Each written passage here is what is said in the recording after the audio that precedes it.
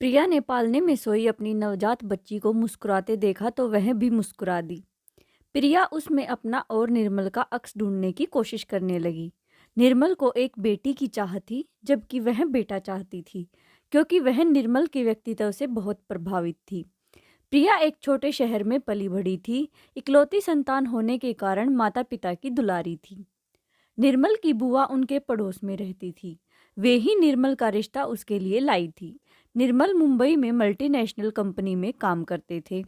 उनके माता पिता कार दुर्घटना में चल बसे थे।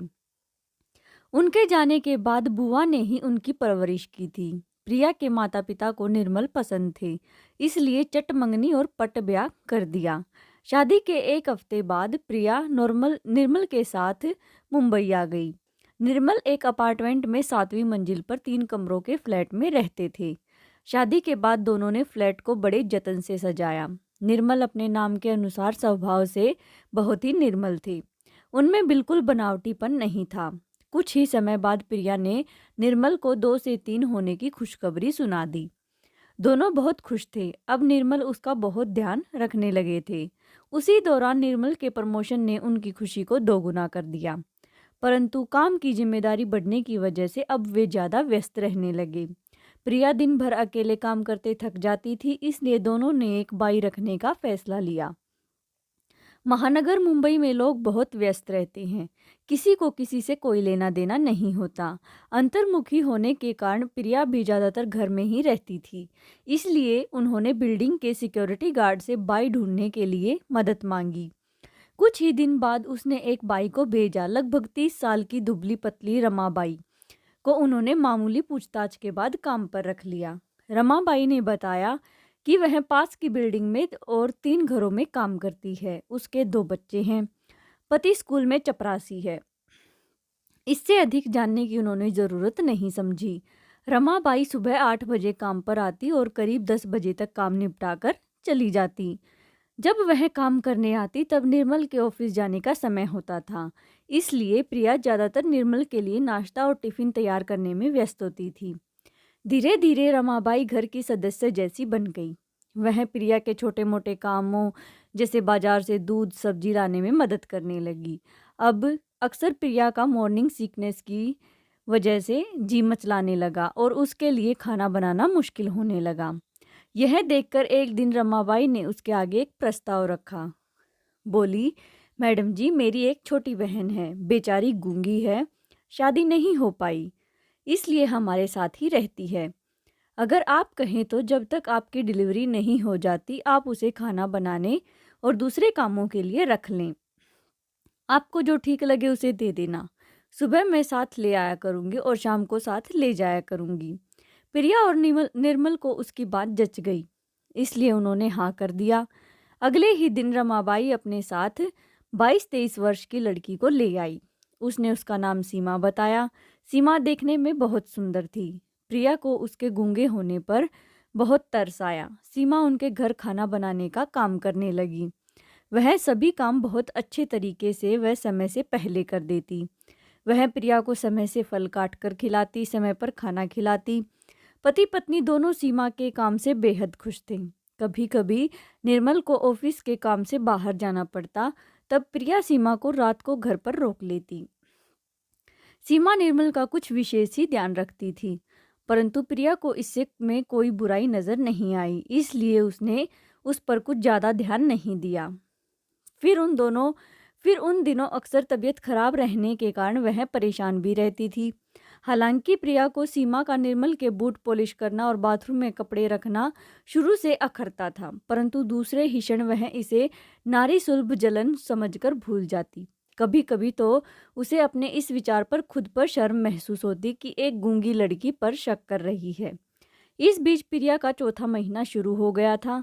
उस दिन निर्मल ऑफिस की फाइलें घर ले आए थे और आते ही ड्राइंग रूम में टेबल पर सभी फाइलें फैलाकर काम करने बैठ गई। प्रिया की तबीयत सुबह से ही ठीक नहीं थी, इसलिए उसने सीमा को रात को घर पर रोक लिया। खाना खाकर वह बेडरूम में आराम करने लगी और निर्मल अपना काम निपटाने में व्यस्त हो गई। करीब रात के 1 बजे कुछ आवाज़ों से उसकी नींद टूट गई। निर्मल बिस्तर पर नहीं थे। उनके तेज तेज बोलने की आवाज आ रही थी। वह ड्राइंग रूम की ओर तेजी कदमों से भागी। वहां का दृश्य देखकर अवाक रह गई। सीमा एक और खड़ी रो रही थी। उसके कपड़े अस्त व्यस्त और कई जगह से फटे थे।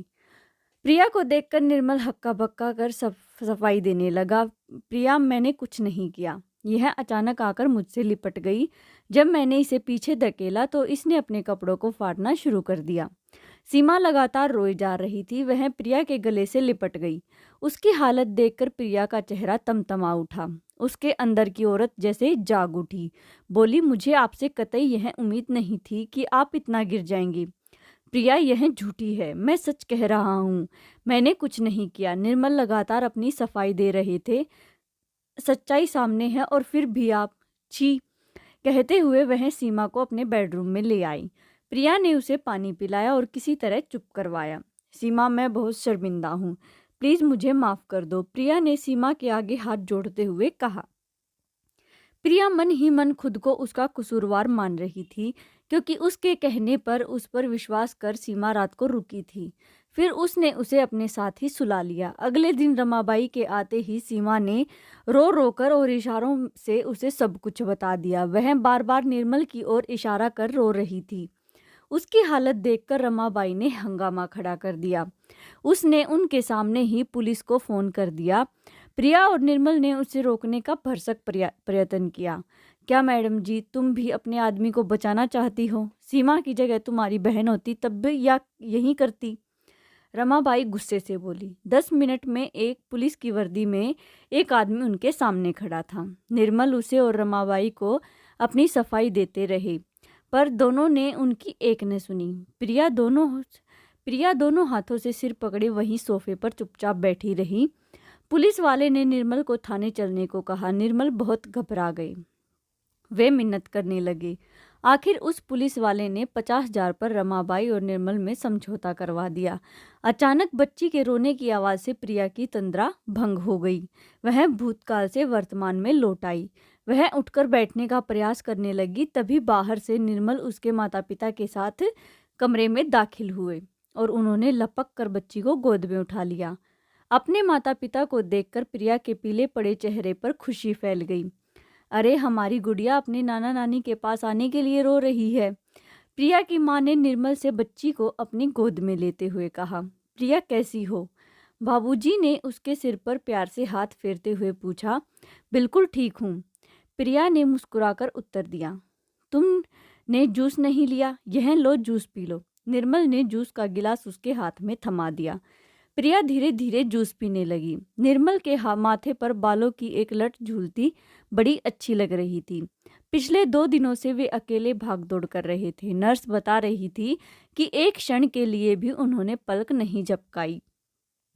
माँ की गोद में गुड़िया सो गई थी। उसे पालने में लिटाकर माँ ने उसके हाथ से जूस का खाली गिलास ले लिया। नींद आ रही है, तू भी सो जा, मैं तेरे लिए नाश्ता बनाकर लाती हूँ। फिर उसके बाबूजी से बोली, आप भी नहा लीजिए। निर्मल बेटा, तुम किचन में सामान निकालने में मेरी मदद करो, मैं नाश्ता बनाती हूँ, फिर सब साथ मिलकर बैठेंगे।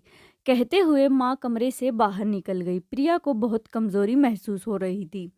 पिछले 5 महीने उसने बड़े ही कष्ट से काटे थे। वह मानसिक और शारीरिक यातना से गुजरी थी। सीमा वाले हादसे के बाद वह निर्मल के साथ एक छत के नीचे रहना नहीं चाहती थी, परंतु आने वाले बच्चे के भविष्य और माँ बाबूजी के ख्याल से उसने चुप्पी साध ली। आज भी वह यह सोचकर कांप जाती है कि अगर उसने अलग होने का फैसला कर लिया होता और अपने मायके लौट जाती तब कितना बड़ा अनर्थ हो जाता। वह तो गनीमत थी कि डॉक्टर की सलाह मानकर उसने रोज पार्क जाना शुरू कर दिया था। वहीं उसकी मुलाकात तनु से हुई। तनु उसके साथ स्कूल में पढ़ती थी। एक दिन उसने बताया कि उसने घर के काम के लिए एक लड़की रख ली है जो गूंगी है। तो प्रिया का दिल जोर से धड़कने लगा। क्या नाम है उसका? कांपते होठों से प्रिया ने पूछा। सीमा, बेचारी बोल नहीं सकती, मेरी बाई की बहन है, तनु ने जवाब दिया। प्रिया का दिल अनजाने डर से कांप उठा। उसे लगा कि अगर तनु को पता चल गया तो क्या सोचेगी उसके पति के चरित्र को लेकर। प्रिया ने तनु से मेल जोल कर कम कर दिया। तनु का फोन भी वह नहीं उठाती। लगभग 2 महीने बीत गए। फिर एक दिन केमिस्ट की दुकान पर तनु उससे टकरा गई। उसका रंग पीला हो गया था। वह कुछ बुझी बुझी सी थी। उसने पहले की तरह उससे बातचीत करने में कोई उत्सुकता नहीं दिखाई।